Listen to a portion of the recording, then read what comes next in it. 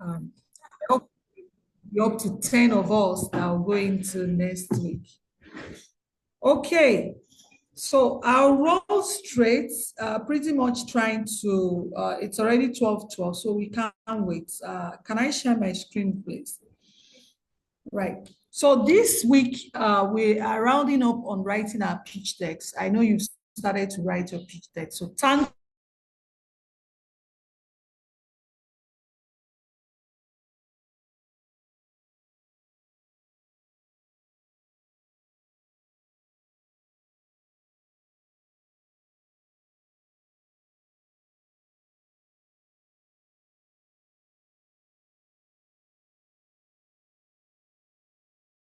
in meeting. So we are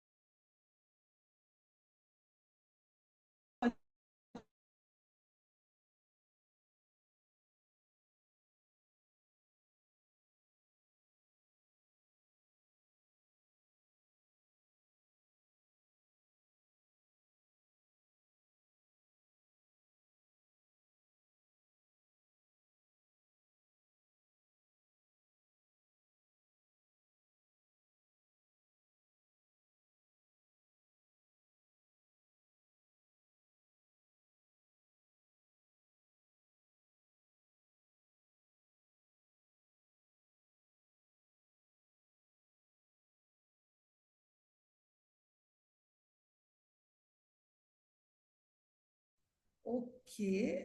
I suspect there's something wrong with the network, so I've tried to adjust it to another network. Sorry, please. Right. So I was saying that, where did you lose me?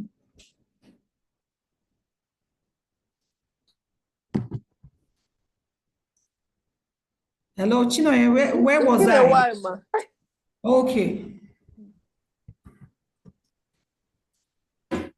Okay, so I was trying to say that we are restructuring next week to cover 2-day holiday within a week. So we'll not have a session on Monday. We'll come back on Wednesday and take the session of Monday on Wednesday. And then we will then extend it into upper week. That's what we're going to do. I hope that's fine. Yes, ma'am. Yes, ma'am. Right. So more importantly, next week will be pitching. We'll be pitching to an array of investors, people who have money. They will be testing or checking out on our documents and all of that. That will be towards Friday, not Wednesday. Wednesday, we'll pitch to ourselves. So when you come in on Wednesday, please prepare to pitch. Tell us what you do, use the slides, and then I would like to see your data room. So I'll be taking us through the data room again today. And then I want to also take us through due diligence, what is required when you are talking to any investor at all, any investor at all. Trying to share my screen. What's that?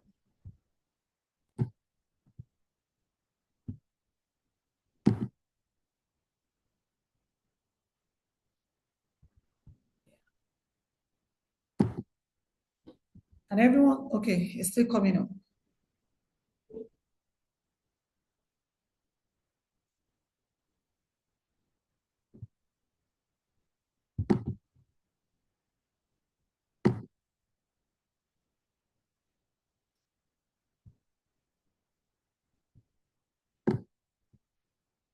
Can you see my screen? No. Okay. Yes, ma'am. Okay. Yes, ma'am. I see your screen. Let me start from here, due diligence. I know a former took some parts of the legal aspects. Right. So due diligence is the checklist for what the investors will be looking out for. It borders around your documenting your business plan and financials, the legal and the regulatory framework or compliance, and the intellectual property protection. If you have any questions that has to do with legal aspect or your intellectual property protection, a former has offered to take questions in that and also provide services as regards legal services. A former works with Etomi and Partners. She's a partner at George Etomi. George Etomi is one of the biggest law firm, corporate law firms in Nigeria.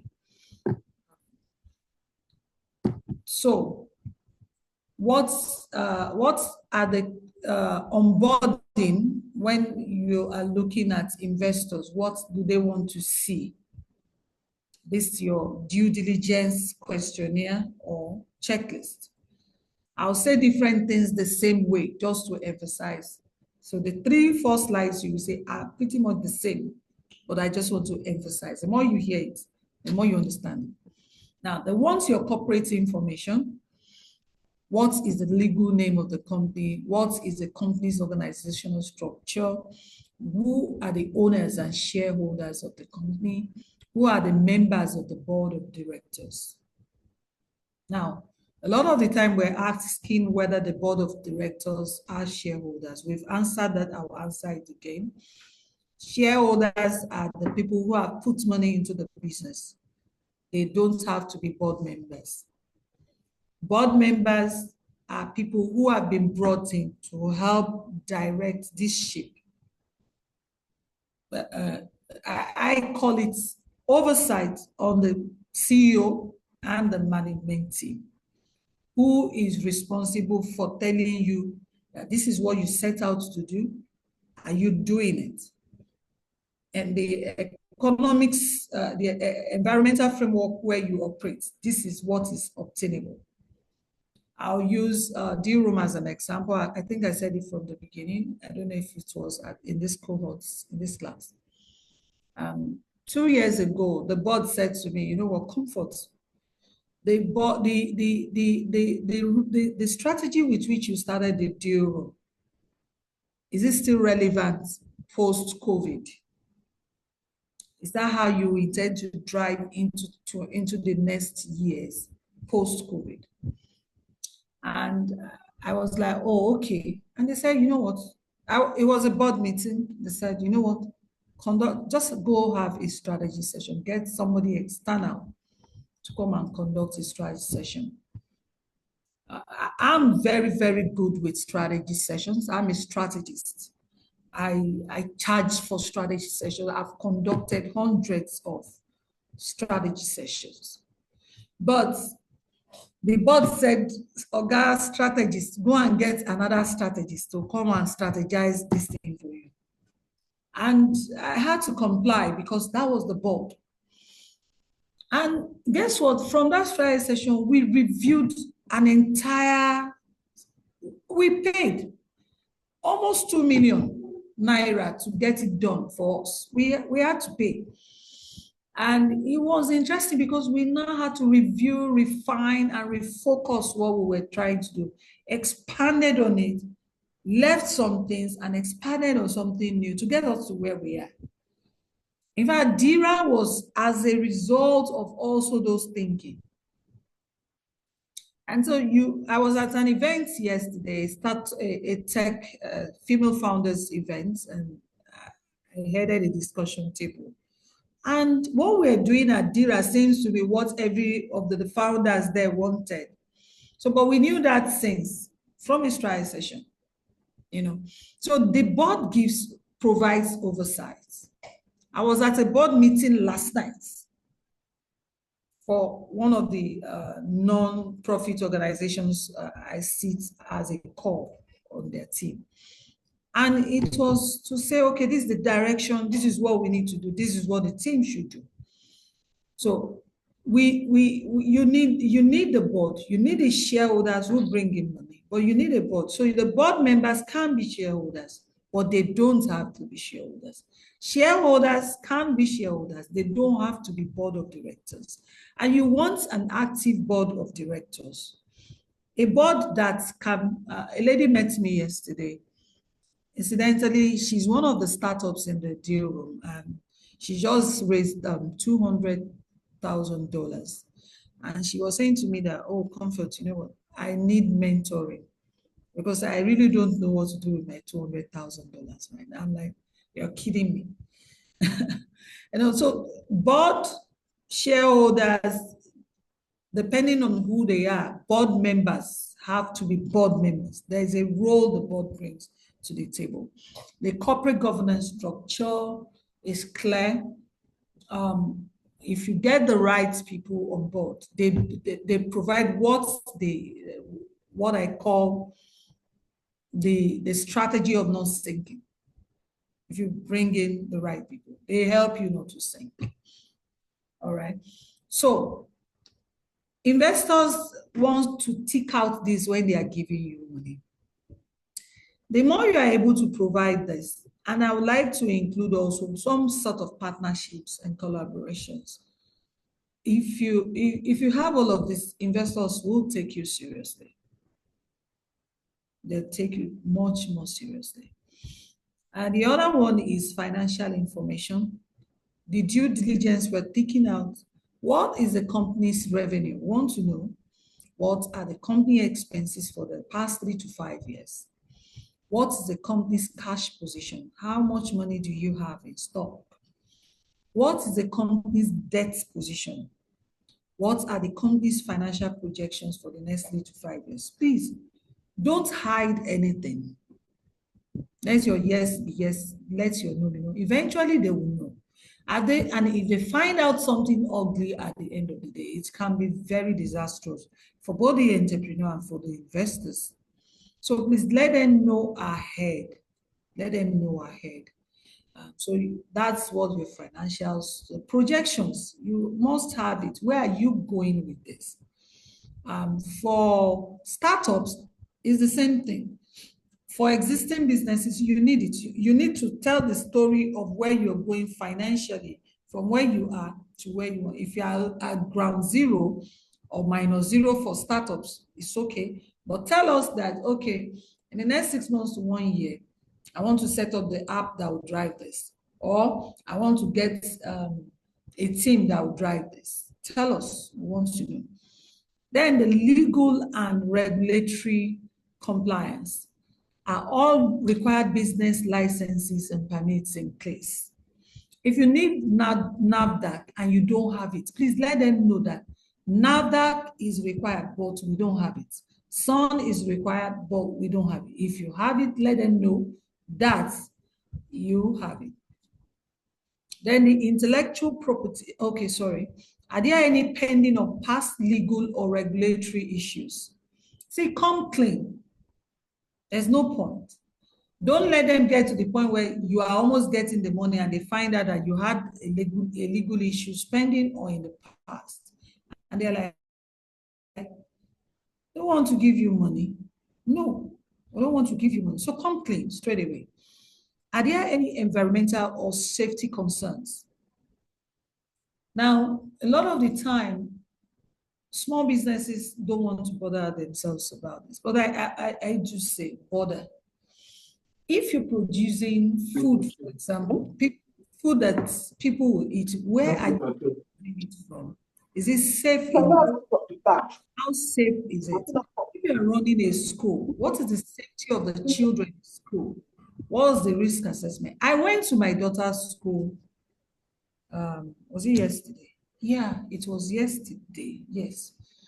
I had splits of things to do. It was her birthday. I had meetings. I had board meeting in the evening. I had a speaking engagement around 4. I had to pick her at 3. I got there and my 3 wasn't 3. My 3 became 3:35. Why? Because all of a sudden the sound system went off and they couldn't get across to the classrooms to call out the names of the children. And I said to the lady, the receptionist, I said, oh, so they're not saying, oh, parents, we're sorry. Please, can you call your children's class teacher so that they know you are downstairs? I'm like, excuse me. And I said to the ladies, I don't think that is the best strategy. Why not send somebody from here into your school, into the school on the start from, and let them know that the sound system aren't working. Why transferring the challenge to us as parents? And she goes, no.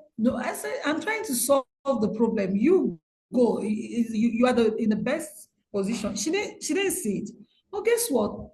Not less than 5 minutes, the whole lights went off. We were in darkness. So apparently there was a major technical issue. They stood up. They had to stand up. I'm going to have to talk. I'm speaking. I need you to. Thank you. Right. So I had to they now say, oh, looks like what I was saying was correct. And so they had to stand up. One of them had to go upstairs to talk to parents. To talk to the teachers and maybe they are year tutors. I'm like, the risk, the environment. If I'm an investor and I come in there and that happens, I may not put my money there because I'm like, what exactly is this process? What's your safety process? What is your environmental concerns that investors should be wary about? There are also external factors when you consider your SWOT, your PESO, and all of that. Okay, then the intellectual property. Does the company have any patents, trademarks, or copyrights? This is usually very important. At times, it's funny how so many women, especially, they don't take this seriously. Your trademarks, your copyrights, your patents, if you have one, your something that is priority to you or proprietary to you, sorry. How do you document it? How do you keep it? How do you ensure that your ideas don't seep out to the next person? Nigerians steal ideas. I must tell you the truth. I've seen in the DIRA 1 or 2 situations where a startup will come to you and say, ma, I met this person, these people, and then they've replicated what we're trying to do. So Nigerians are good with replicating people's ideas. So how do you protect your intellectual property? If what you're doing is general knowledge, that's fine.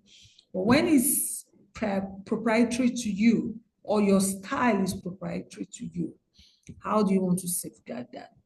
So they want to see, because Investors, when they see something proprietary, they are also interested because they want to be get on it first with you, rather than, oh, when you started actually pushing it out. If you don't need trademarks and copyrights, that's fine. But for those that need it, we need to know. Are there any pending or past intellectual property disputes? We need to know your name, your logo. The other day, somebody asked me, oh, there are a lot of DealRooms. There are a lot of DealRooms. I said, yeah, we know.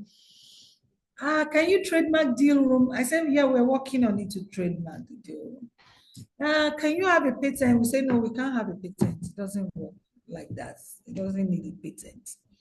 Why? Because there was a strategy. We wanted something that people could relate with. So we may not be bothered around. But my book, I'm working on the copyrights, for example. So I have a book I've written and I'm working on the copyright. I have one, it's published here. Yeah, I can show you. Can you see it? So, oh, okay. Yeah, so I have a book here. I don't think this is going to be the cover, but I'm working on the copyright. So that's important to me to work on. So you need to look at, can everyone hear me? I'm muted on my own screen. Yes, ma'am. I hear you. Right, thank you. So are there any pending or past intellectual property disputes that you have? The investors want to know.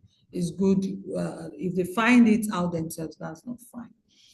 Now, I think one other thing that is missing that I need to explain under financials is, and the legal compliances is, I don't know if it's stated somewhere here, credit bureau loans, outstanding loans that you have. Maybe I'll touch it in other slides, but let me say it now that it's coming to me. Credit bureau, how clean is your bureau engagement? See, every money you've collected from any loan app, any loan company that has not done well, any bank, the credit bureau companies are doing a good job of following up on those loans and the status. Have you checked your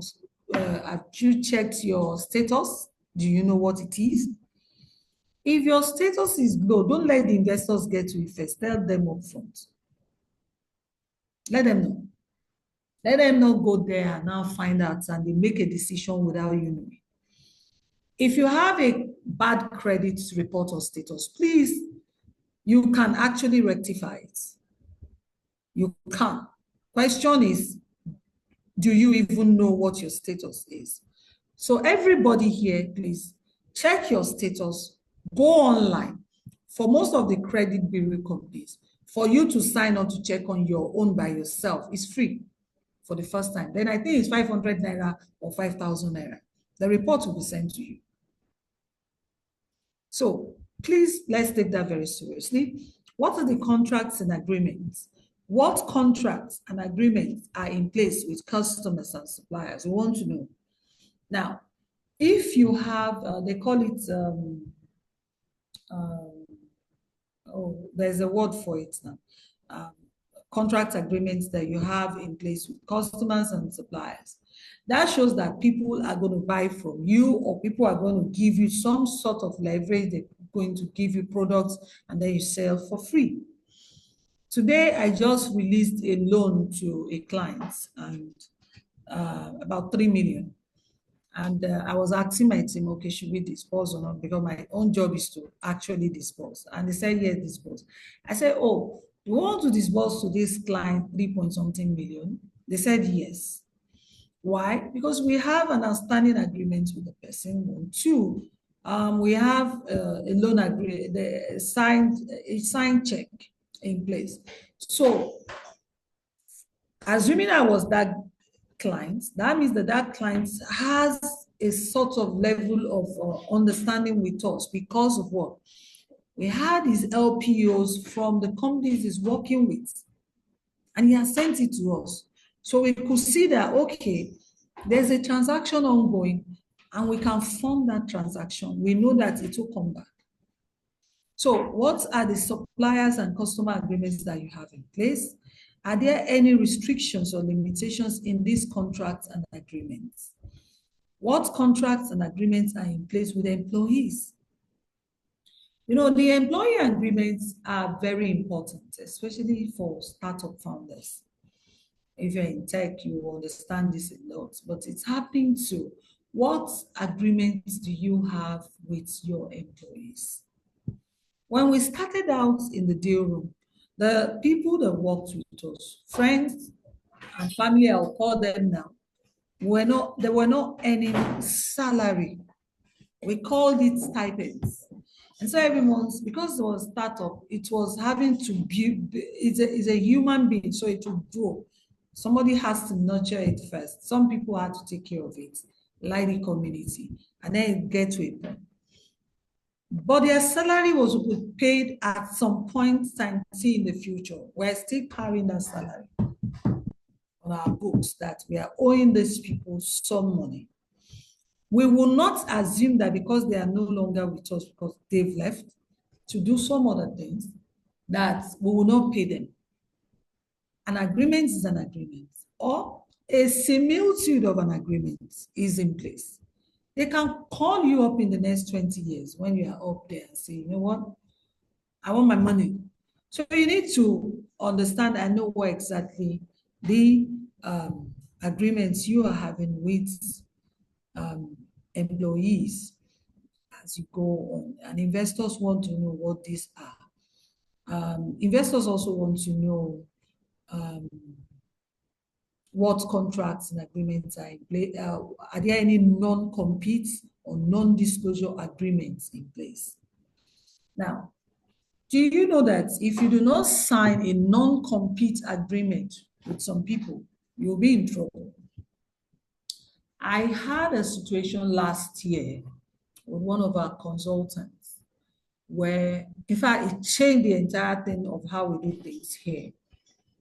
We engaged on something, and we realized that, after some time, he now started selling a part of what we were doing. And we're like, oh no, please, you are actually competing with us. You are a consultant and you're competing with us. Maybe it was a mistake of the head or not, but that was what happened. So what we did was going for, in fact, we canceled every consulting engagement and contracts because we have a lot, we are consultants, we work with a lot of consultants. And then, so what we did was, you know what? We're going to have a pure agreement in place. We had to now draft an agreement, not because I know you, no.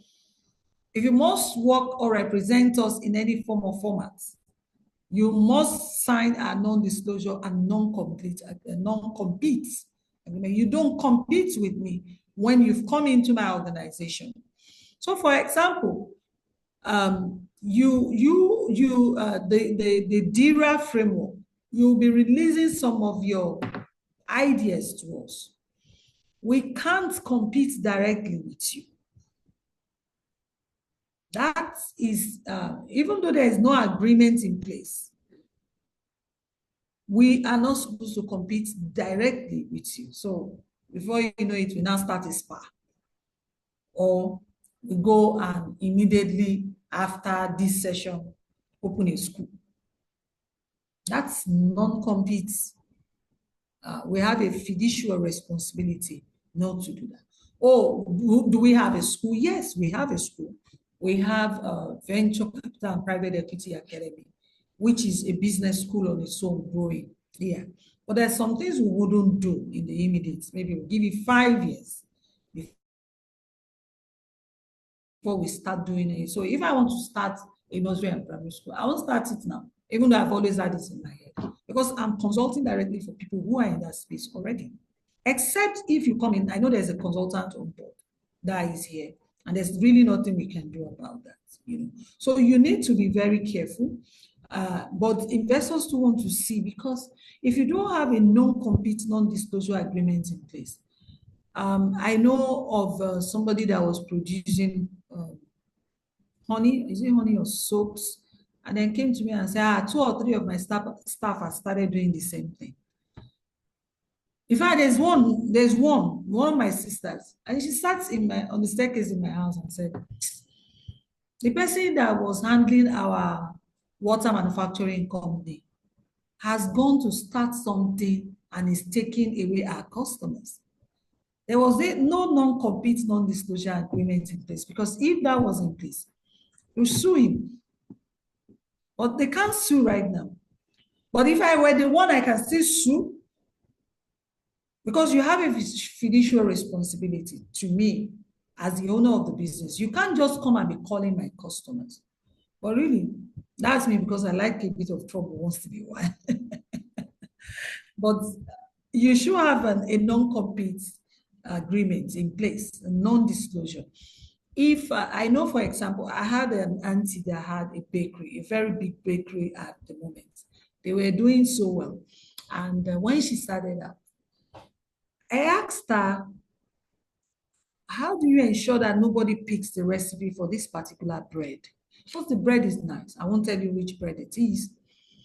And she goes, oh no, that she had to ensure that when she's mixing her cake, her flour and everything, none of her staff is there.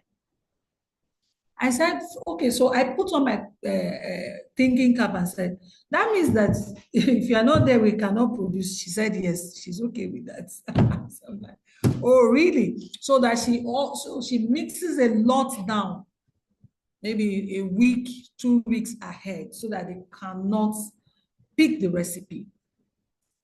It was something important to her. So you need to ensure that you cannot just be careless about it, because if investors know that, or somebody else has the recipe, somebody else has the strategy and the idea, it's more or less gone.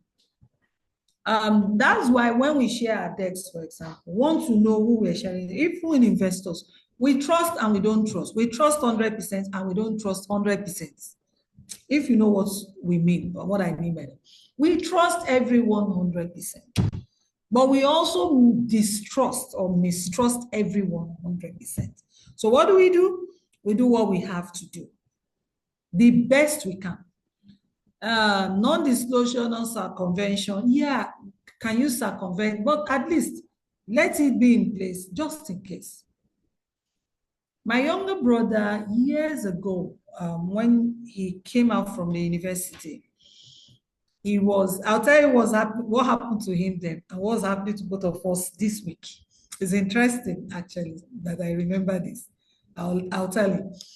So he came to me years ago and said, oh, sis, I have this idea, blah, blah, blah, blah, blah. I was still working actively as an investment banker. So said, oh, he wanted funding for it and the rest of them. I said, okay, can we put it together? While, let me see, put it in a proposal. He put it in a proposal. I said, okay, I'll look at it. And then I think he just got tired of me not looking at it on time. He said, oh, he was writing a proposal to MTN that he feels that they will be. I said, guy, let me look at it, you know. And voila, the proposal was sent to MTN. That proposal, that was where it ended. But MTN executed that project. I still have it. MTN executed it. And so he said, oh, wow. I said, I told you to hold on. You know, I told you, I asked you to hold on. Why didn't you hold on? You know, they executed it. They never came back to him. So a lot of the time it happens now. Let's go now. Fast forward to 2025. This was in 2002, 3, 2004, 5. Yeah, 2005. Between 2004 and 2005. That was before I got married. So 2005, 2006. I think that's about almost 20 years, I think. And so he sends me something like last week. He runs an idea by me. And I said, okay, put it in a deck. Let me look at it. So he puts it in a deck this time around. I looked at it quickly without even remembering what had transpired earlier. So I sent it back to him. And based on my comments, he says, "Sis, you know what? Maybe I should not talk to the investors yet." You know, so he's going to be looking at maybe his patents. He has 1 or 2 patents right now. He has patented his stuff, and this particular one that is rolling in his head, I think he wants to patent it or something, or trademark it. No, I think he will require a patent. It's a technology stuff before he comes back talking to investors. So please let the agreements, the non-circumvention and the non-compete be in place. So if you're, so I'll go on to technology. Technology and IT infrastructure. What technology and IT infrastructure are in place? What are the data security and backup procedures that you have? You know, maybe we'll get, if we have, I don't think we have a full tech company in this particular cohort. Would have talked about it deeply, extensively. But at any time that you are going to be putting together your technology infrastructure, you need to look at the data security. And by the way, a lot of us are dealing with people's emails. Please be very careful with it. There's the information protection rights all over the world. If you mismanage, we are very careful in the DIRA because we deal with we deal with investors and we deal with individuals, ultra high net worth. So we're very careful how we share data, how we make their data available out there. So you need to understand what your data security and backup procedures are, and anything as well. So for example, when I said have a data room, is to secure your information. So when you are sharing a document, you know exactly who had access to it. That's why that data room, I'm coming back to it, maybe at the second session. So you're going to have a data room. And in that data room, things you will be sharing and who have access to it. Maybe not because you want to go into litigation, but at times it's just good to know that this person had access, that person had access, this person had access, right? Sales and marketing. So investors want to see, so like before I leave technology, investors want to see if you are also innovative. And an innovative organization would actually be utilizing technology. If it's not 80% to become a tech company, at least 50% at the minimum, 30, 40, 50% at the minimum. So probably you are utilizing ChatGPT, the AI tools that are available to you, the WhatsApp business, Instagram,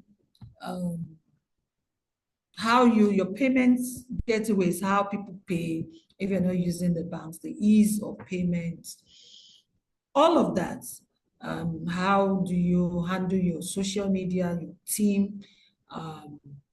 How, you know, they want to see all of that. We are actually trying to put a whole lot of that in place.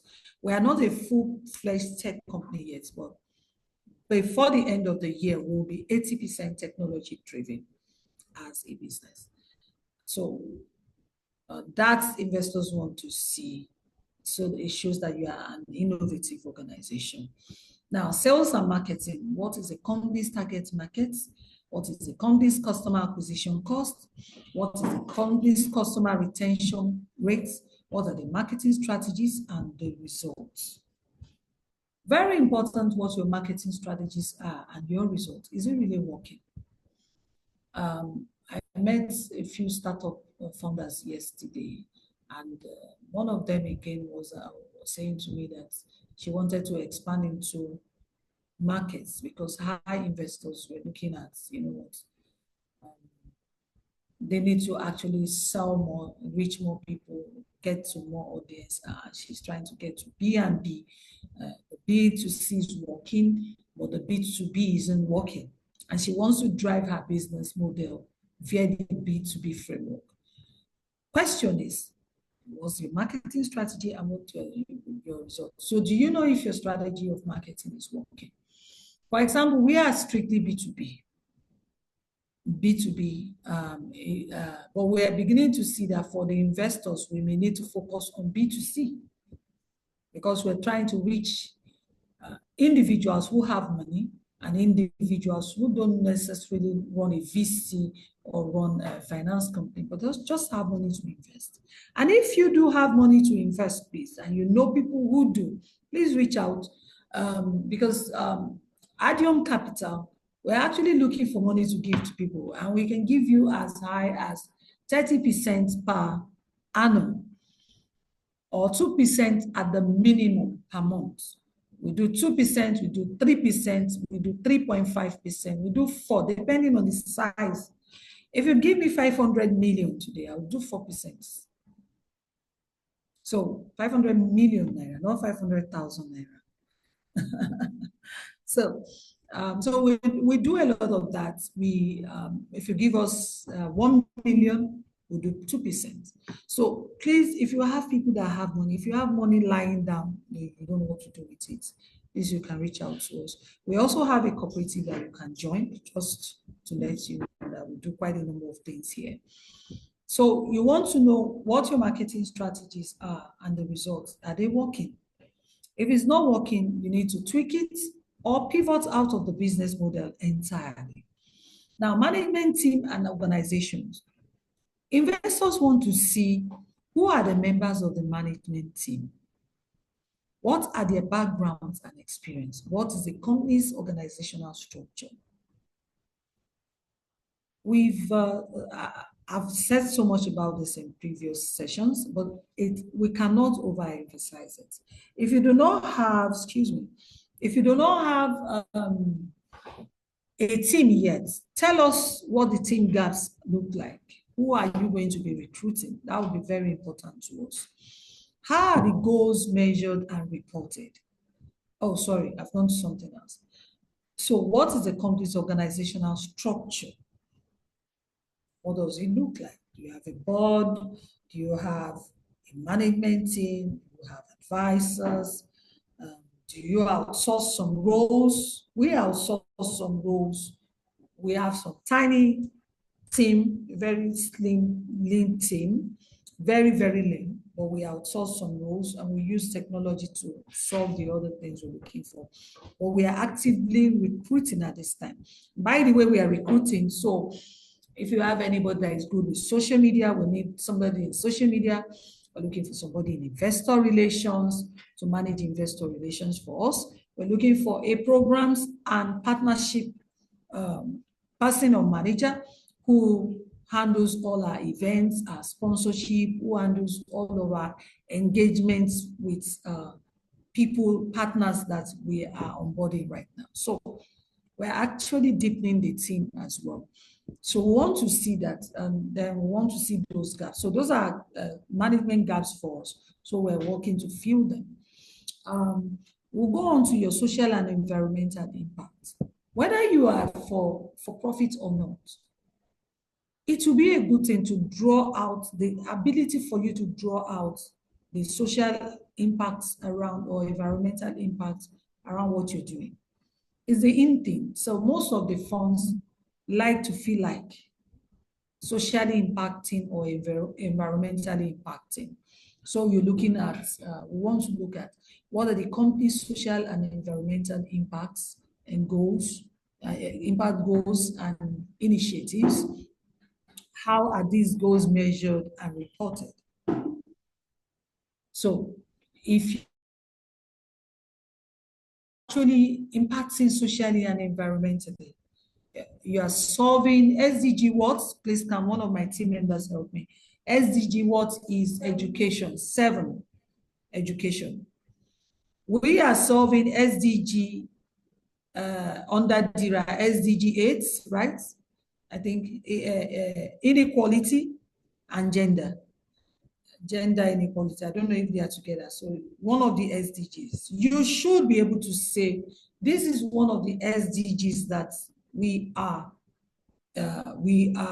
actually impacting through the we are solving. How do I explain this now? Right. So which of the SDGs are you measuring as a business? That is so important. Sorry. So education is 4. Sorry. Education is 4. So other relevant information, we want to know what other information is relevant to the company's operation, financials, or growth prospects. So ladies and ladies, this is an onboarding due diligence questionnaire that you will have today. And you will, as we go into the week 4, demonstrating how you are how you're getting ready to now speak to investors, whether they are grants, whether you're writing on grants, whether you are talking to DFIs, that is development finance institutions, whether you're talking to BOI, you could actually go to BOI and make a case for your business. Just get the money, they will fund you. If you can talk about the impact, you know. So the more we are educated about what investors are actually looking for, the better we're prepared to access the funds that they were looking for. Okay, so I'll go to the next slide. I'll not bore you again. This is for startups, so it's pretty much the same. So I'll not.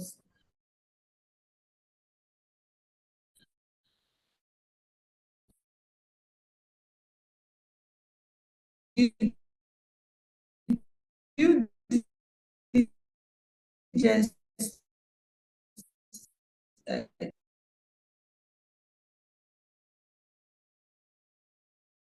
information that may be needed. Corporate documents is required, financial statements, tax records, legal and regulatory compliance, intellectual property, contracts and agreements, litigations and disputes. Anything at all that you have here that will be required, we'll drop all of this for you. So you keep ticking as in your investments readiness journey. You want to talk to any investor, you keep this as a checklist. I will take questions here before we go to the next session. Do we have any questions? I'll stop sharing my slides now to take questions.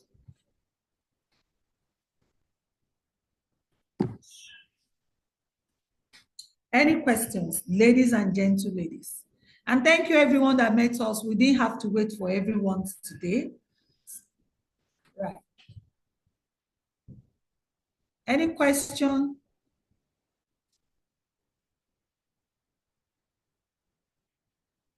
Any question? Any questions? We're still digesting it. Everybody's quiet. Please, can we unmute?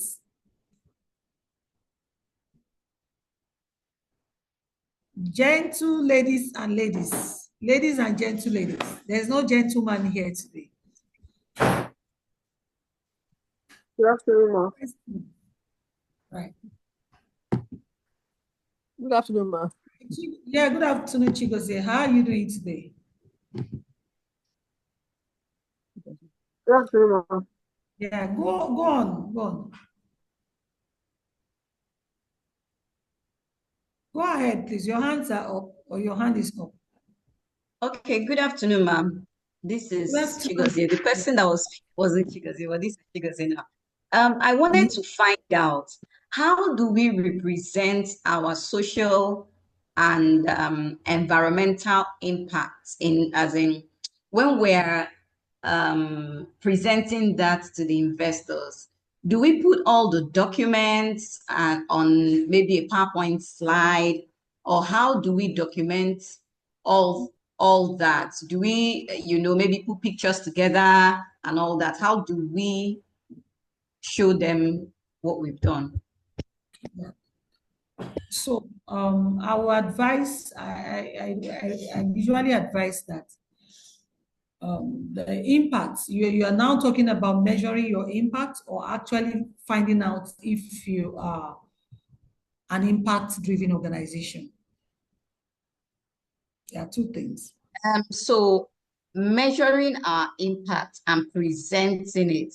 So say, for instance, part of the impact is that, we are a gender and maybe like an 80% women-led business, and then we put in that, we've employed maybe 50 staff since inspection, 40 of them are women.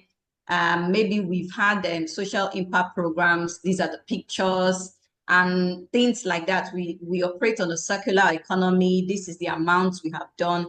How do we, put that together and say, okay, this is our impact? Do we like create an impact measurement report, put it on a slide, on a PowerPoint? Yeah, money. Okay. That's measurements, and there's another one, the other M. So you have to open a PowerPoint. So let me tell you how we measure impact at DIRA. So DIRA is 100. So the DealRoom is even an impact. We are 100% women, even though we were not always like that, and we may not always be like that. But it happens that we recruited lots of women. Not that it's a small team, so more women work with me these days than it used to be. And it's a lady runs it as well. So I'm the founder. DIRA is focused on the gender, and the deal woman is the women in the deal room. So the way we measure is our impact, as we state it the way we measure it, in the sense that how much of impact. So for example, we are trying to reduce the gender gap in funding. So by running this program and empowering women, we are able to say that we are helping. We worked with hundreds of women, one woman or 10 of them. And the idea is that we're actually trying to reduce the gender gap, funding gap for women-led businesses in Nigeria. That's what, and how do you measure that? The gender gap is 3%.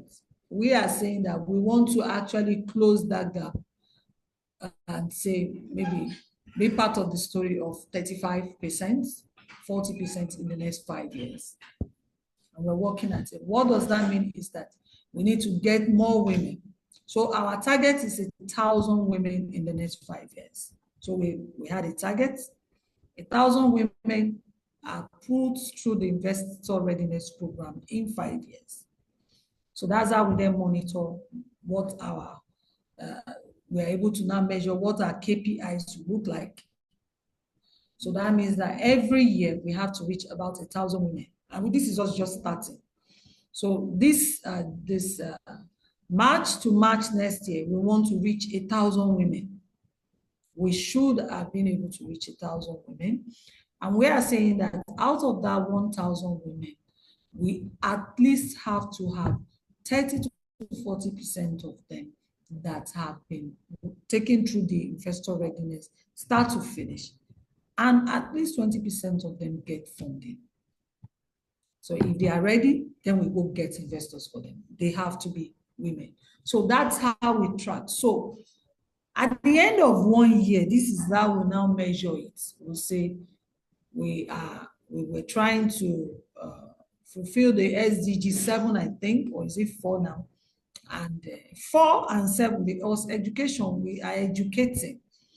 Now, if we don't educate, people don't know what they need to do better. So we are doing a lot of education and also empowering the women and focusing of women-led. So SDG 3, SDG, and we are utilizing SDG 9, I think, for partnerships and collaborations. So you are going to say, okay, after 1 year, we've been able to run the cohorts for maybe 10 cohorts. We reached 100 women. That would be 60% of our proposed target for the year 2025 into 2026. So you were able to provide whatever it is you're providing for 600 women in the last 1 year. Wow, that's good. Because I think 60% in an economy is fine. So we're looking at targets of at least 60%.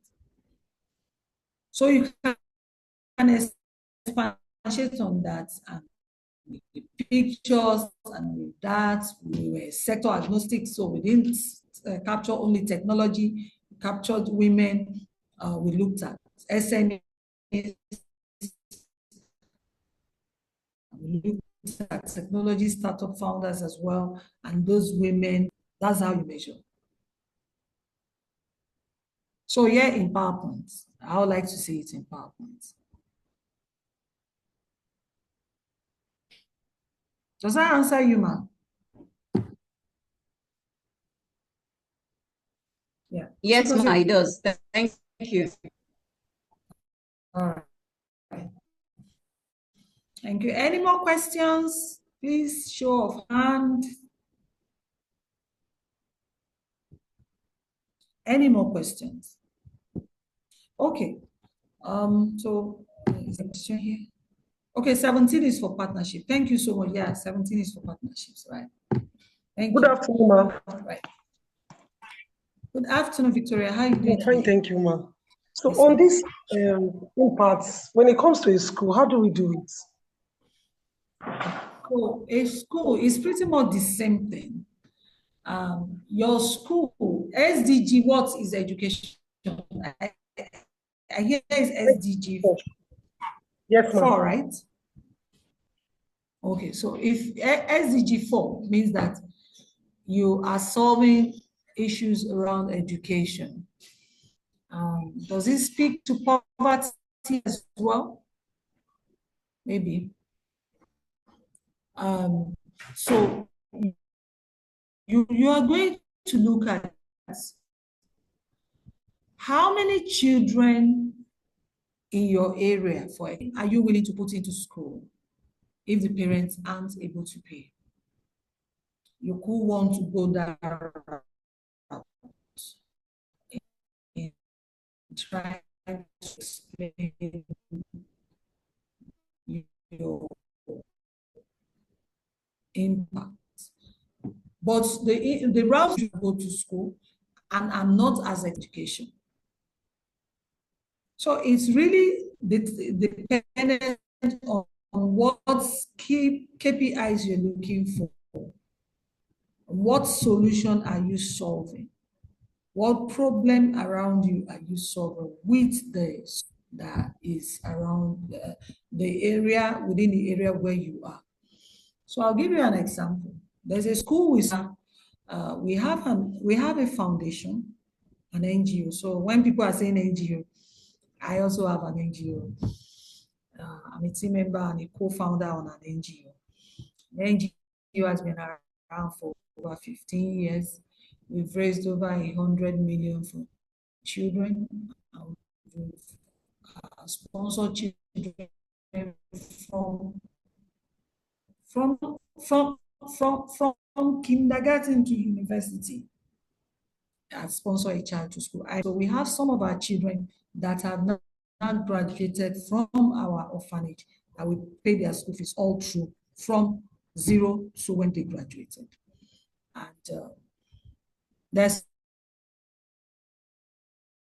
so thank you, ma. Thank you, AGO. All right. Well, there's some schools that took up oh, we are addressing 1, 2, 4, 5. Thank you. Oh, so I didn't know we're addressing so many of those. All right. Thank you. Right. So there are 1 or 2 schools. I'll give you an example. There's a school we have that was founded by a teacher that used to be at Meadow Hall. He went to Ajegunle Apapa to set up the school. In that school, he started from scratch and was teaching them. He started school. If you go to that school, you cry in Lagos State. When I went there, I literally just busted to tears. The water was bad. I mean, it reminded me of my own childhood where I grew up from, but their case was even worse. And so he went and built this school in the midst of these children to provide Maido Hall standard of school in Ajegunle Apapa. The same standard. He was running the school, secondary school, nursery 1, 2, 3, 4, GS 1 to 5, 6, and Y. And we've had some fantastic children come out from that school. And we had to adopt the school because they needed roof, they needed this, they needed that, and we were providing. And right now, bigger organizations are supporting us to support this teacher who has now become a principal to take these children further. And I have children there that are going into the university, and I'm super proud of them.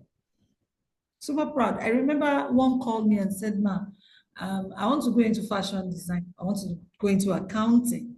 And I'm like, no. My darling, go and finish up the accounting, get the degree for me. Then you go and do your fashion. Or you can do shoe at the same time. You know, oh, jam, I didn't make my jam. I didn't do this, but I had 200 and some mates. You know, it's amazing. So you want to measure. You want to be able to know what impact. Fact is that these children are underprivileged children, providing them with world class. Because Meadow Hall is, I'm not taking my child to Meadow Hall. I know Meadow Hall. Yeah. Meadow Hall is not cheap. So when you bring in Meadow Hall standard to Ajegunle, that is impact. One boy literally was crying. "Thank you, ma. Thank you, Sachs. Thank you for doing this. Thank you for doing that." Now ours for them, we have to do 1 or 2 things for them. So that's how to study. That's how to so Victoria, you're going to have to sit down and see what are the things. There are some of your children that parents are not able to pay school fees. I'm sure you've done that for some time. Can you capture it? You can capture it because that's impact for you. So that means that you can then access a grant that ensures that you can give some of those children opportunity.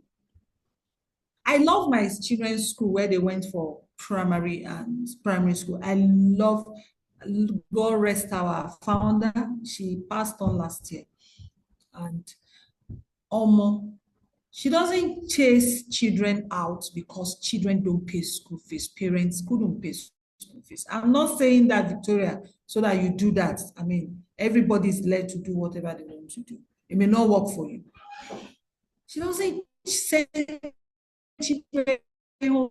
It was the first time I had a root children home. And this is a global school. This is a school that children are going abroad and they're asking, where are they coming from? What's that school? What's that school? You know, which school is that? And if you want to know, please buzz me. I mean, the school is in Ikeja here. So if you live in Ikeja, you have people around Ikeja. Yeah, till tomorrow, they don't send children home. We don't. What the most they will do is they will call it special class. Teachers go and be teaching the children in the special class. When I asked our proprietress then, I don't want to mention name right now, so we are still in the. Then she said, Marvel's mom, because she's British Nigerian, she said, "You know what? You teach them to be wicked. By the time you are doing this, you are doing that." I said, "You know what? That is impact. When you are able to do that for a school of that standard, and you are able to do that. So that means that there's the opportunity for children who are not able to can fit in because of that structure. And it's really working. Like I said, disclaimer, it may not work for your school. You don't have to adopt it. So Victoria, have I answered your question? Yes, ma'am. Thank you, ma'am. Right, thank you. Yeah. Adeyinka, your hands are up. Hello, can you hear me? Yeah, I can hear you. Go Hello, ahead. can you hear me? Yes, ma, I can hear you. Oh, okay. All right. Sorry, I just wanted to help to answer that question. And it's interesting you mentioned Meadow Hall, but I know that Meadow Hall, because my daughter used to go there. I remember that even though they don't do what you said about not asking for money from parents, but they adopted a school. They adopted a school in towards after Aja, those low-income schools. Yeah. And what they do is they help pay for, yeah. So they pay school fees, and then they actually get the parents of the Meadow Hall students to donate uniforms, sandals, things like that for those children. And I guess he's doing that basically to also document or whatever to get some level of impact. So Yeah. even if your school, the school that you have right now, cannot do that, you can adopt a school, or do something like that, and that will be impact that you can actually sell, I guess. And I believe that's what she was doing then. So yeah, just an additional information to share with the Yeah. school owners. Thank you so much, ma. Thank you so So much. thing schools can do to answer to Victoria that came to me is, I don't know. I know in our one-on-one you had mentioned you attend to children with special needs. That's also another part that I think Nigeria, because I have an understanding of that aspect a lot. A lot of children need help. And if you go into our public schools, man, ladies, you will weep. These children are just kept in one class. So in your school, you can decide that, okay, if you don't have the capacity to bring them into your own school because you need capacity, you may go to those schools and make sure that maybe one teacher or two goes to teach them, or maybe a special needs teacher sees them once a week or once a quarter, and you are able to add that to your impact that you do as a school, because that's education. Like I used to say, a lot of cerebral palsy children are left in their homes. Meanwhile, these children, I said it once and I said it every time here. I don't know if I've said it. I was in Houston one time, was it in Houston or New York, and I had to fix my phone. And it was a cerebral palsy engineer that fixed it. And I kept looking at him. And we were talking because he had now mastered the art of managing the condition. That the whole body is behaving in a certain way doesn't mean the brain is not intact. So you could actually just decide that, okay, I'll just visit these children once every week, because trust me, there's money in that aspect. If you say you are doing that, money full ground everywhere that you can take to support more of them and also do more for what you're trying to do. So it's just to measure, to see, like the last speaker, Adeyinka, had said, that Meadow Hall adopted a school out there. You can go to Shagamu or Ishara or Elisha, find for a school that you want to adopt. Yeah, and just say that. Yeah, you will adopt that. But again, you have to do it within the limits of what you are able to manage. Yes, that is very important. Thank you. So any other question?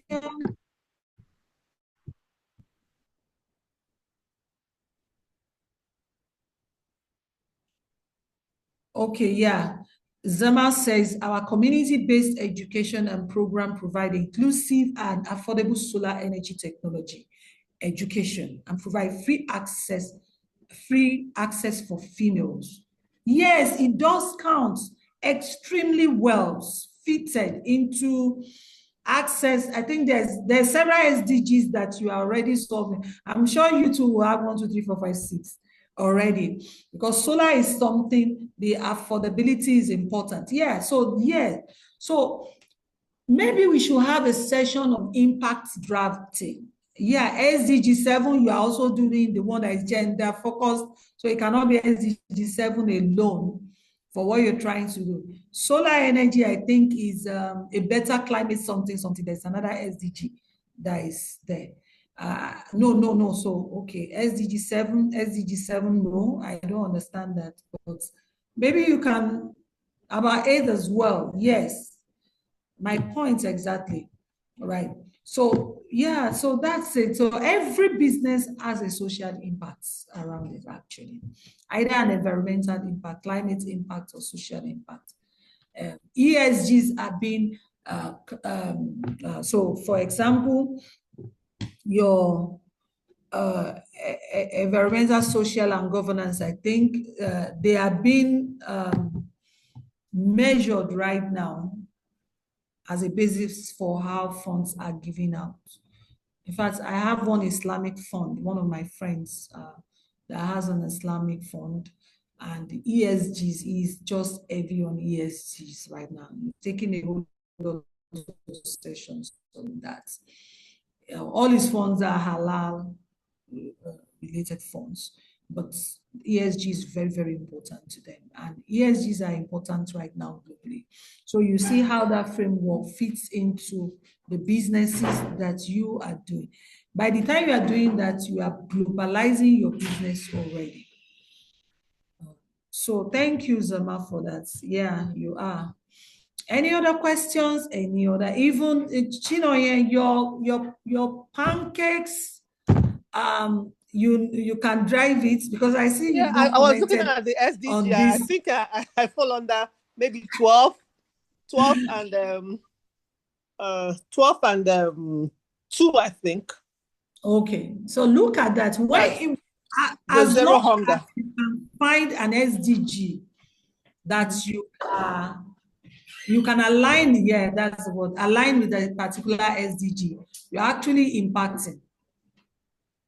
So look at the SDGs, SDG 7, SDG 13, I think it's 54 now or thereabout. There's a lot of them now. See where you play.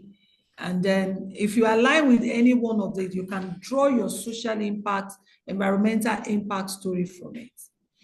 Zema, you are also climate. So climate change is a lot. That's green tech, green energy. So that's so powerful. So you have to, it's actually, you can, what you can also do, maybe what everybody should do is an activity, maybe you should do it. Prompt what you're trying to do or what's rolling in your head on ChatGPT or Grok, and ask it to give you the SDGs that cover what you're trying to do, and it break it down for you. Grok will break it down for you based on your locality in Nigeria. If you give it to in Nigeria, in Oshogbo, in Ikorodu, in Surulere, in Ikeja, in Lekki, in Ajah, in Banana Island. So I don't know what they are doing, what SDGs will be provided to them in Banana Island, but I think that their water needs to be taken care of. Right. Okay, so are there any questions?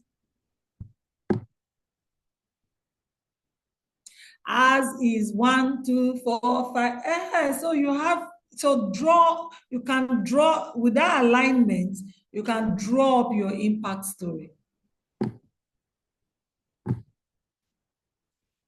So any more questions with impacts and how you were able to state that, so that we can get you the funds you're looking for?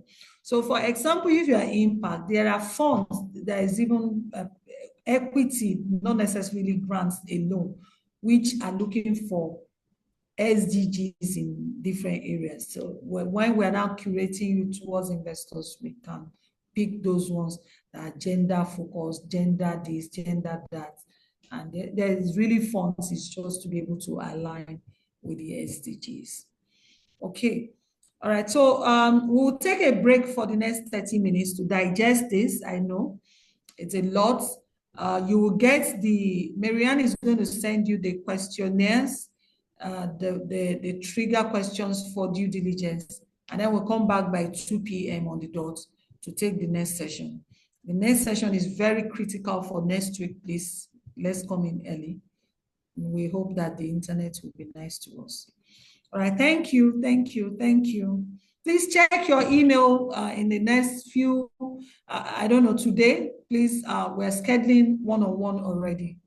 So you get an email from us so that we can work on the financials one-on-one with everybody, and then our deck will actually be complete for next week. All right, thank you, everyone. So is it okay if we come back by 2 p.m., right? Yes, ma'am. Yes, ma'am. Yeah, thank you, everyone. So we come back by 2 p.m.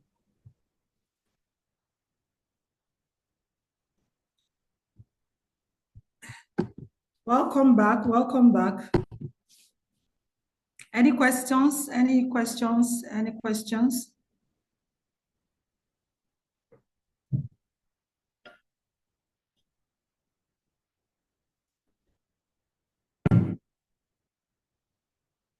Okay, so we'll go to the next session. This is my core area, and I would like to take time to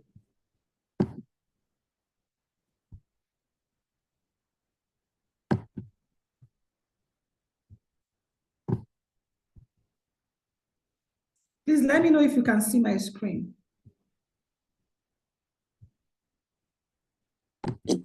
Yes, ma'am. Okay. So we want to talk about negotiations and deal structures. How do you talk to people who are giving you money or people who want to invest in your business, and how do you manage your deals, as it were?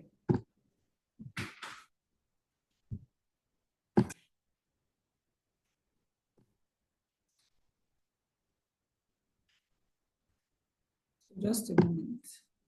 Okay, put this down a bit. Right. So negotiation and deal structuring. Understanding term sheets and deal structures, negotiation strategies, post-deal management and governance.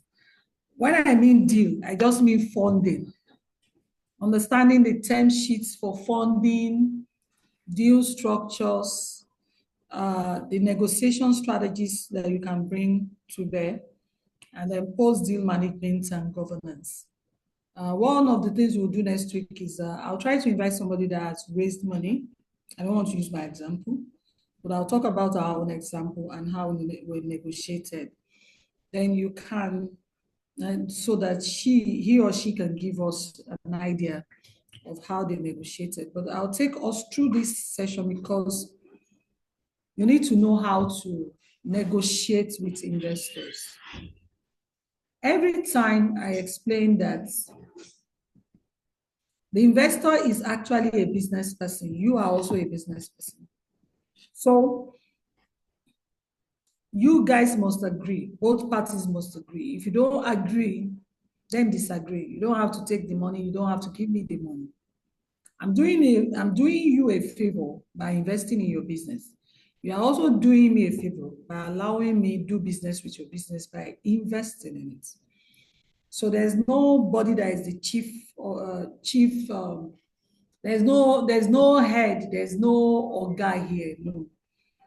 It's just that because it's money, it has to be returned either by cash in kind or by returns. So negotiation, so I have very strong experience negotiating deals and structuring them, as well as both and also negotiating for my own deals in the deal room as well. So negotiation and deal structuring for debt and equity are important aspects. So you can't negotiate grants, by the way. I don't think there's any negotiations going on there. Important aspects of corporate finance. Here are some key points you need to consider. You need to determine the amount of debt or equity you want. before the negotiation starts. Before beginning negotiation for debt financing, determine the amount of funds required for the company's operations, capital expenditures, or acquisitions. We did a deal restructure last year. The client wanted us to negotiate a deal of about 400 million that had gone bad with one or two finance institutions, including a bank. And one of the challenges why they had issues with the bank was because the bank loan that they applied for and got funded for wasn't meant for their type of business. So this is FCMB, and the client got this loan. When we were in the meeting with the FCMB team, one of them kept saying, but why did they give them this type of loan? That's why they are struggling to pay back. So before beginning negotiation for a debt finance, determine the amounts of funds, the capital company operation, the capital expenditures or acquisition. The next thing you need to do is to identify the best lender. Don't just take any money for your business. Whether it's debt or equity, identify the lenders who can offer the best terms and interest rates based on the company's financial position and credit worthiness. Then you need to consider the lender's reputation, track record. I took that in the first session, first or second session. Consider the lender's reputation, the track record, and fees before finalizing the decision. We keep going back to people who have taken equity into their business and then had issues and the business were taken over from them. You need to consider your lender's reputation. There are lenders that we will not work with. There are some VCs we will not touch. And because somebody asked me, well, this person has money, do you want to collect it? I said, no, we won't collect their money. And we will not recommend our clients to them because of their pedigree, their kind of ways of doing business. Let me explain how bad this can be. There's a startup we have in the DealRoom. It's so sad. When we met this startup, they are into gas, solve, and all of that. They were very beautiful, a beautiful bride. Like, these guys had something going for them. The market was there, everything. But by the time they came to us, they had gotten money from one major investor. That major investor now gave them $40,000 for 40%. That is the end of that fundraiser. He has to be the only one giving them money going forward. No matter how they try, that business, as beautiful as it was, ran into muddy waters because of the type of investor. We couldn't do so much with him. Even though I tried, each time it's okay, Oga, sell down your share. How can you take 43% for 40% of a business for $40,000? And the company needs about $1 million to scale as much. 40% is outrageous because you have messed up the cap table. What do I mean by cap table? The capital requirement for the table, for the business, and how the other investors can come in. That was it. It just messed it up. Up till now, they're struggling. And they can't pay him back the $40,000. They can't pay him. So he's holding the startup to a ransom. But I don't blame him. So it's the founders that made an error, and a lot of businesses make this awful error. You have to consider the lender's reputation, track record, and fees.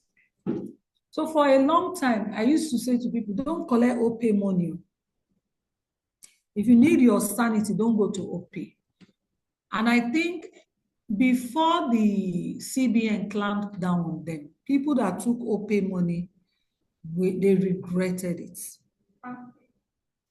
Was it Pampe or Ope? It was Pampe and Ope, Okash. Which one is Okash, Ope?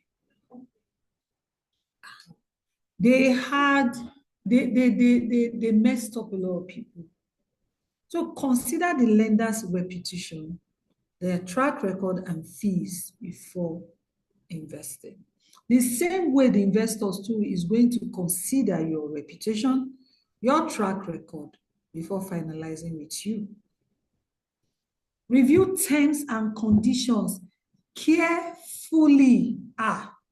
Get a lawyer to do in fact, what I always say to clients is ask your investor if they will tell you what can go wrong with it. What's the thing I should not do here? What must I not do? I said in the course of one of the sessions, I'm partnering in our VC fund with some of our partners in the US. And there's a bit, they're taking 10% of the fund. And when they signed the agreement, I didn't bother myself. I just went to send them a message. Please, can you tell me what can go wrong that will ensure that I lose the entire thing? Just tell me. What is it? And they told me 1, 2, 3, 4, 5. If you do this, do this, do this, do that. When I read it, I said, okay, this is where my limits are. If I cross this boundary, I'm not going to get this fund back. I read and read again. I understood it and I was clear with it. So I know what I will do. There is a clause that says if they don't see me in 45 days, actively doing 1, 2, 3, 4, they will take the fund out. I asked them, 45 days, that 45 days is too small for you to determine. What if somebody was ill that I should write a letter? I said, okay. Or get somebody to write the letter. They must know. I said, okay. There's a caveat there.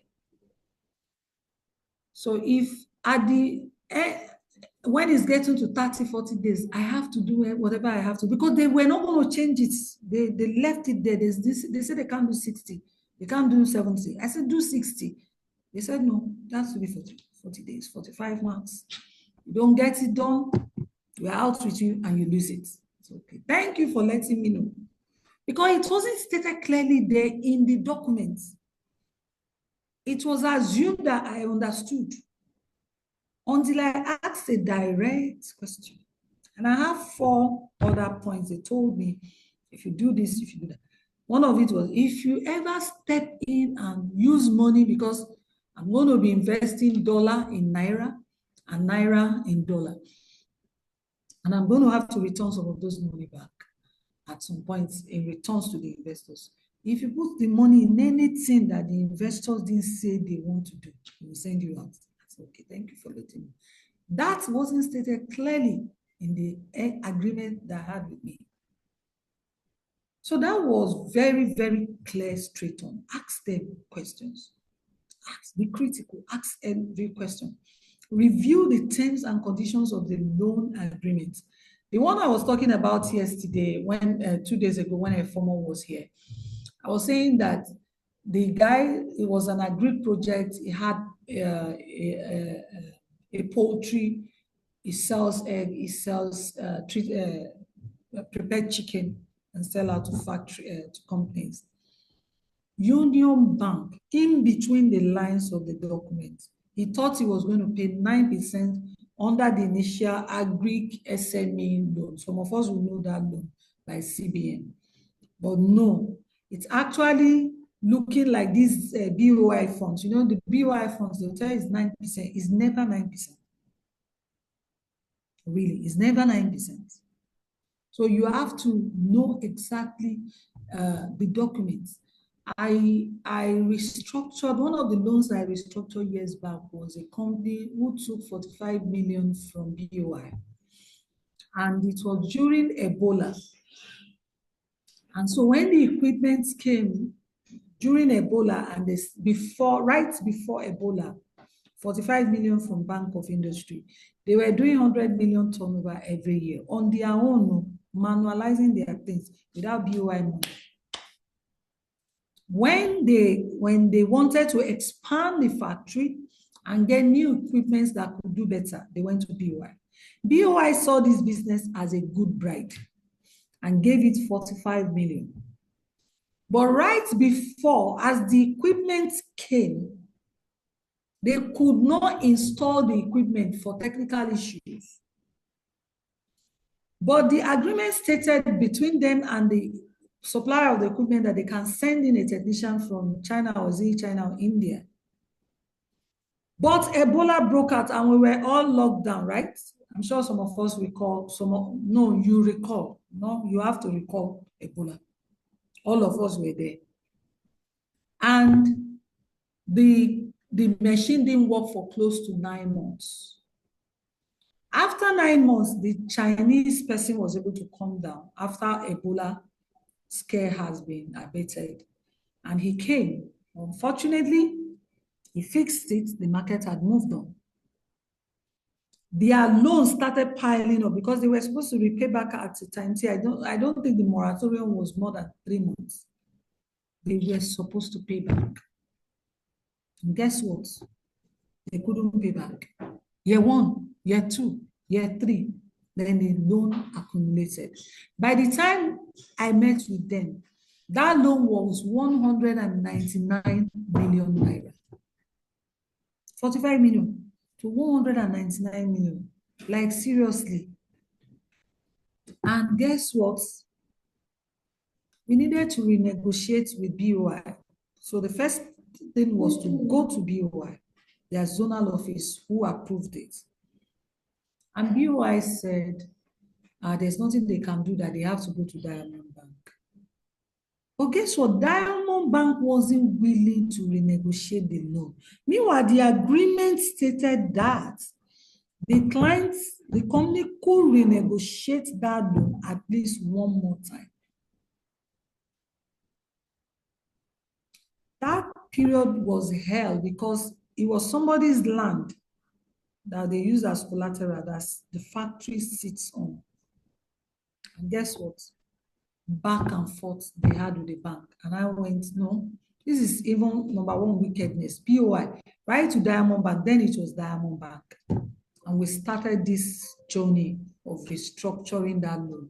It was tough. Because Diamond Bank was in liquidation, is that the word? He has been bought over measures with access. So we went up on through the remedial of the whole of Diamond Bank. And then the merger happened. Was it merger or acquisition happened? It was an acquisition. And they now became Access Bank. We had to start again, the same waka, if you understand, the same journey again. All the way to the people you know, the people I know in strategy, the people I know in GM levels in Access, to say, we had a bad loan that we're coming with from Diamond Bank. And Remedial was asking, so why didn't they restructure it under Diamond Bank? It wasn't restructured. So sometimes I always consider the lender's reputation because of my own experiences. I don't gallivant and expect my clients or members of the cohort to gallivant to getting the BOI loan and any other loan for that matter without checking the lines of the loan. You have to know it. In case you are not paying back, your collateral is gone. Oh, so they were calling for collateral. I said, no, go to court, you will lose it. Because there was one clause that the bank did not activate. If they activated it 2 years ago, they probably wouldn't be here. And the argument was there, so they had 2 years to stay on. I said, no, they had 2 years for you to give them more money. They said, really? I said, yes, you should have given them more money. Give them more money, increase the exposure, but let them have flow of capital, strong cash flow to keep doing what they are doing. Because you have to factor in the 9 months of the machines being down and Ebola crisis. And so they knew I got them there and they came back to the negotiation table. We negotiated 199 million to 20 million at that time. So please review terms and conditions, payment schedules, collateral requirements, and prepayment penalties. Negotiate favorable terms for the company and ensure that the terms of the agreement are clearly understood. Please don't assume. Do not assume. A lady told me that, I don't know if I mentioned it earlier, and she got $200,000, but she's finding it difficult to even move on with it. You thought she would be excited. I thought I would be excited. She would be excited, but I'm happy for her. But no, she says it's money she has to pay back. She's looking for, she's now not trusting herself. Please trust yourself before you collect any money. Structuring the deal involves determining the type of loan, the repayment period, and the interest rates. The structure of the deal should match the company's cash flow, profitability, and risk profile. You see, this company I'm talking about, it was loan restructure that we were talking about so that somebody's land will be preserved though. The company has stopped production because they were so much in debt because of 45 million naira loan. They could 100 million year for 5 years to not producing again. Haba, what kind of money is that? And this happens every time in Nigeria. I don't know about anywhere in the world. I've not studied nor had experiences, but this happens here. I have a deal that the guy collected loan. I told them during the first LSCTF, when LSCTF came out, I was one of the acquisition partners. They called us acquisition partners. That is the people who went out to help them get businesses that will collect LSCTF loan. I submitted over 15, and 15 of my businesses got at least 5 million, 3 to 5 million. That was the max. My husband is the only person that didn't get his own 5 million. If you open batch A of LSCTF, you will still see his name there, but we've not collected that money for his own business. I told some of the businesses then, do not collect 5 million naira for a business when what you need is 15 million naira. They thought I was joking. Because 5 million is not what you need to expand based on the cash flow of your business. You needed 50 million to be able to produce more, recruit more people, and then be able to sell more, get trucks and all of that. If you take 5 million, it will just add money into your system. It doesn't do anything. And you have to pay back that money from the same cash flow that is not strong enough. So don't take it. Or they go, Madam Comfort, we need it. We need this government money will collect. They took it, and that was the beginning of their downfall. I can give you 2 examples of businesses. So the structure of the deal should match the company's cash flow, your profitability, and your risk profile. What can you take? What can you not take? What can the business take? So the investors, they just also need their money back. So you should do your homework. The other thing you need to do is to determine the amount of equity needed for equity investment. So equity negotiation now and deal structuring, sorry. So when you're doing equity, determine the amount of equity needed before beginning negotiations for equity finance. Determine the amount of funds required for the company's operation, expansion, or acquisitions. When we're doing one-on-one, we're going to be answering all of this. But if I do run it in a class, it will be confusing because everybody requires something different. So identify the best investors Identify the investors who can offer the best terms and expertise to the company. Consider the investors' reputation again, the track record and network before finalizing. Again, review terms and conditions. But in this case, carefully review the terms and conditions of the equity investment agreements, including the valuation, percentage of ownership, board representation, and exit clauses. How are they leaving your business? That they put money into doesn't mean they have to be there forever. If they are going to be there forever, let us know upfront. And how are they going to be there forever? Are their shares going to be diluted? So for example, let me give you a good example so that you will understand. The DealRoom the DealRoom investors are shareholders as well. But we have the board members are shareholders. That's the structure we have. And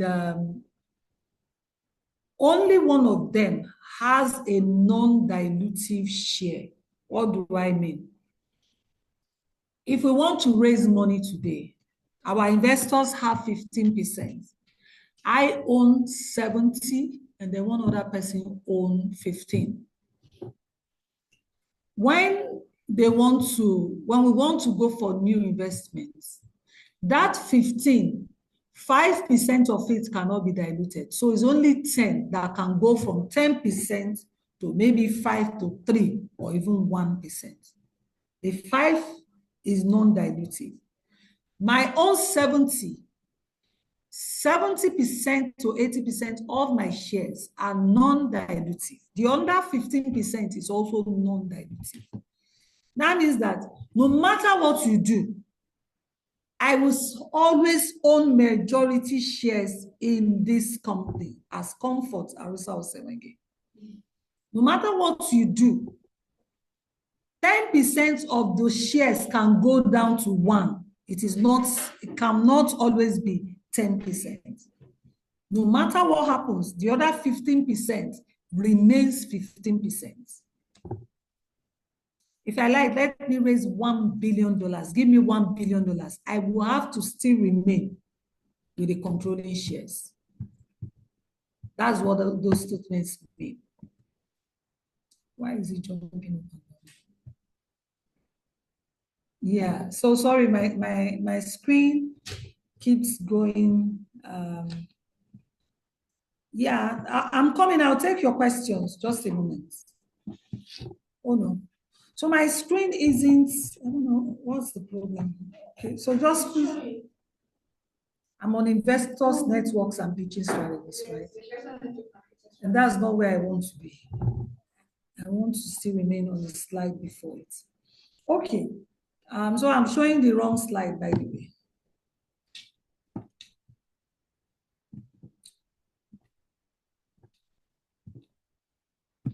All right. So it's important that we understand the terms of the agreements are clearly understood. Structuring the deal, structuring equity deals involve determining the valuation, ownership structure, and how the business will be governed. So if you have an investor who says, I want to sit on your board, we need to understand the structure, this new structure, and the governance structure. Some people go to register their company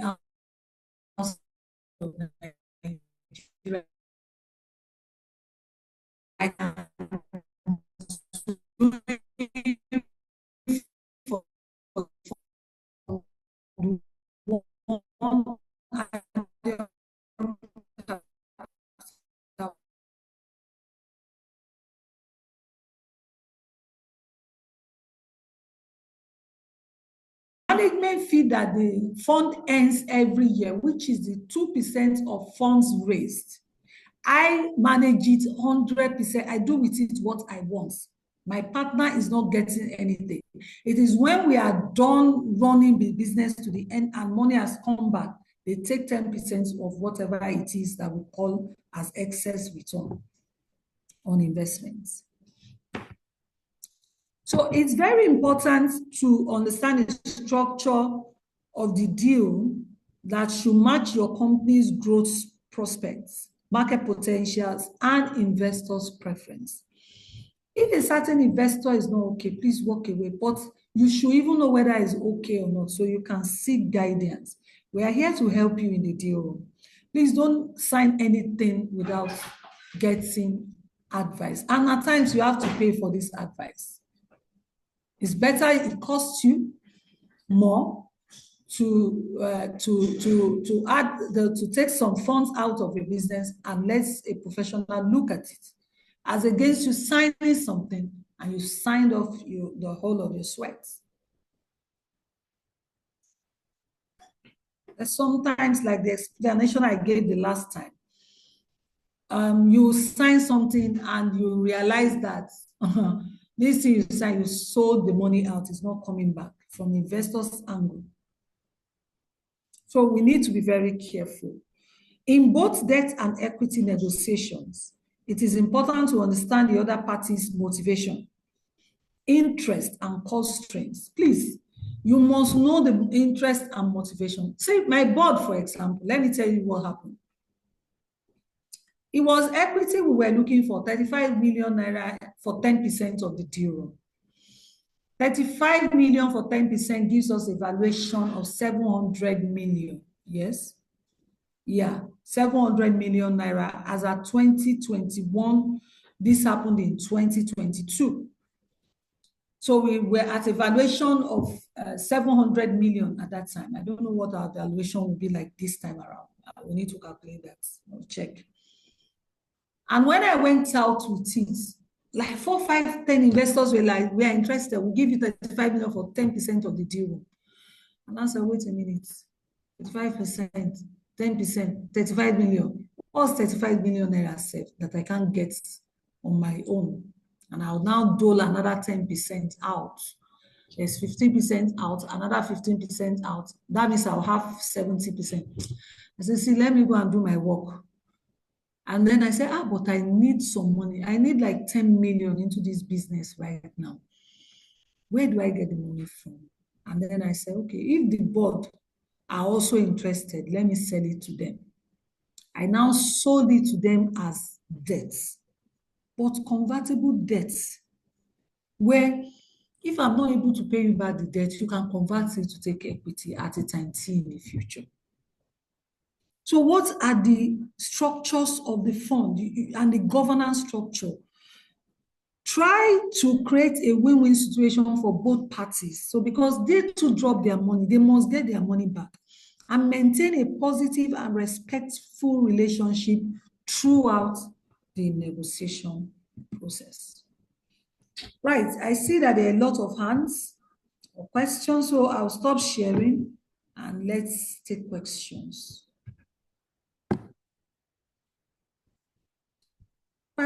Questions. Somebody's hand was up. Right, Chinoye, go ahead. Okay, thank you, Ma. I've gotten most of what I wanted to hear, but second, I wanted to ask if someone is raising money for you, is meant to be raising money for your company, and he or she now says that rather than you pay him or her commission, that the person wants to have an equity in the business. Is that wise? It's called equity as a service. Okay. Or equity for service. Yeah, it's why I do that sometimes. Okay. I take equity. If you're not able to pay me or pay us, if we like it and we think we can push it, we can take equity to be able to let the business go and provide that service. Yeah, that's okay. Just that. Somebody said we are now in the deal room proper. Yes, so we are getting closer to the deal room. Right. So yeah, so you need to check. Yeah, it's okay. It's allowed globally. It's a standard allowed globally. If you can't pay them, they take equity. Okay. Yeah, just understanding how that structure will work needs to be very clear to you. Okay, Ma, thank you. Right. Any other question? any other question? Ma, good afternoon, ma. Thank you Good so much for, yes, ma. So regarding this equity for service, how does one determine percentage and quantify it in cash as well? How does one do that? Different ways. So, for example, who is speaking? Your name didn't show as you were speaking. My name is Joy. Okay, yes. Solar, yes, ma. Joy. Yeah. So, yeah. Okay, Solar EdTech. Joy. So let's assume, let's take your example, your company as an example. So unmute again, I'll ask you a few questions. Okay. Do you know how much you're trying to raise? Ma? Do you know how much you're trying to raise? For now, no. Okay. So we'll know when we will have one-on-one, right? Yes, ma. Okay.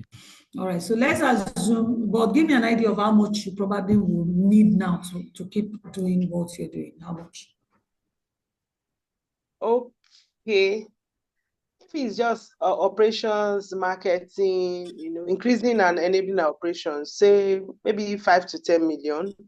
But if it's basic, like because of our space is sort of that the funds required in our space is quite voluminous. Like if you want to start importing and all that, even if you have 100 million, 200 million, it might not really suffice and all that. But for now, let's say between 5 and 10 million, imagine. Okay, so let's take 10 million naira. You're looking for 10 million naira. Yes, ma'am. Which of these things you are doing is a service person able to provide for you that you can't pay for? How much? Nothing. The reason I brought up this question, Okay. somebody brought up this conversation that she wants to work with us.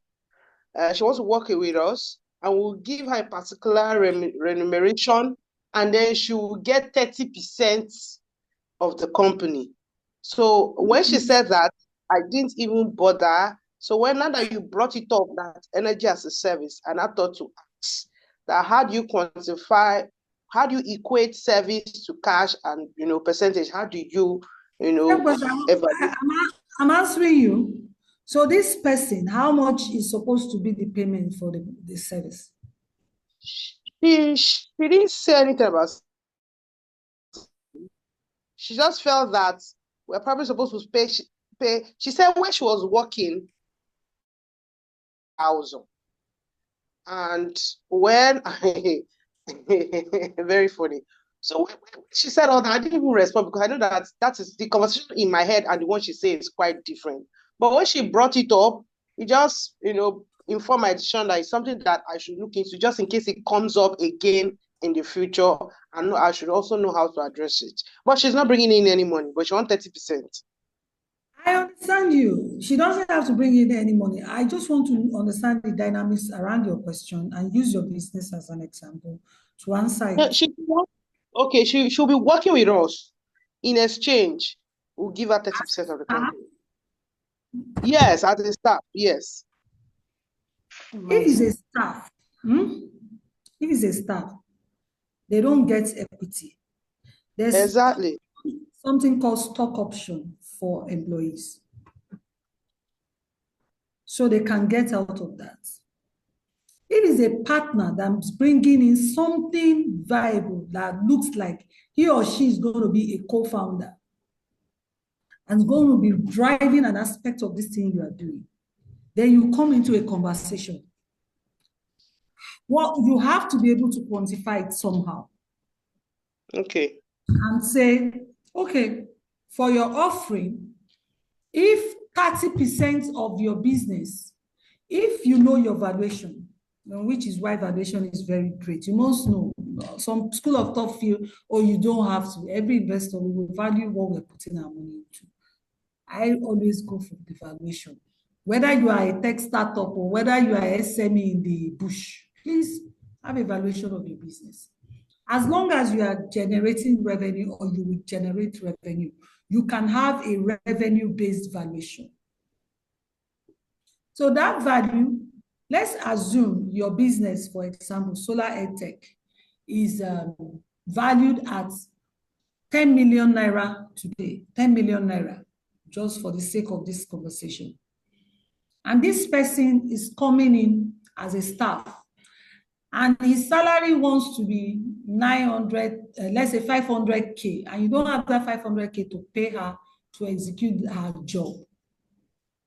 You can say, if you work for 3 years, that means 500 times 12 is 6 million. 6 times 3, 18 million.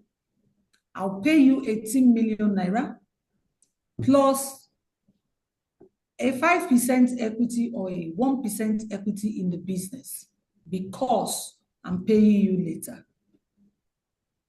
That's one conversation. That's one conversation. And that's the best, that's a better conversation than any other thing. The second one is you sit down and you weigh the value of this person coming in. If this person comes in, you know, these social media people, I've met like 5 of them in the last 3-4 months. And they will say, when we work on your social media, you move from 500 views to 60,000 views. Okay. If I want to give you equity for a service, if you are able to move me to 60,000 views and that increases my income by 100%, that means I've made 100%. Out of that 100%, I can decide to give you 30% of it or 40% of it, as much as my cash flow can take. But I will also be considering you and your efforts into the business. That's another version.